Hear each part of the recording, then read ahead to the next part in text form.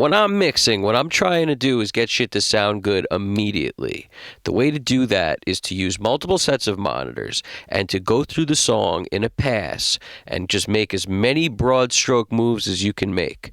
It's get it done as quick as possible syndrome, because ultimately you're going to have to go back in and do whatever you're going to have to do on each track and doctor shit up. But in the meantime, get a great balance going out the gate as quick as you can by letting it go through, making big moves. And what I mean by big moves, I mean, if you got all your stuff you're working on in groups, then if you got 6 guitars, make a move on the group. Don't hit all guitars at once. Hit the group of guitars. Make them EQ moves and whatnot, because you bust them all to one, auxiliary bus. That's what I mean by a group.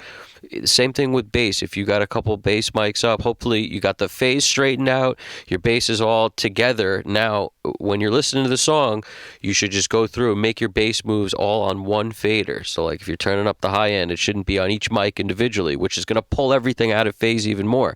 What you want to do is just turn the mic up on everything once you've put it all in phase. That group bass fader, that one, the EQ on that, turn that up.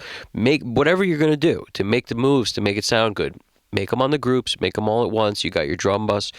Don't be making moves on the kick, snare, and everything. Make move on the whole bus. And if that's make the drums sound good as a whole is usually the goal in the beginning.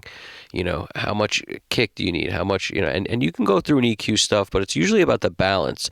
You watch Chad Blake and shit, it's about the balance. It's about how much out mic compared to the in mic for the kick, how much top mic to the bottom mic for the snare. It's about how much compression on the overheads is he putting on. It's about certain things like this to give it, how much dirt is he throwing throughout this thing. That's what's going on, and he can get most of that without going in and being very picayune with the EQ on a little by little basis. At least that's my interpretation of it. Take it with a grain of salt. Evan Jaffe, Custom Cut Studios.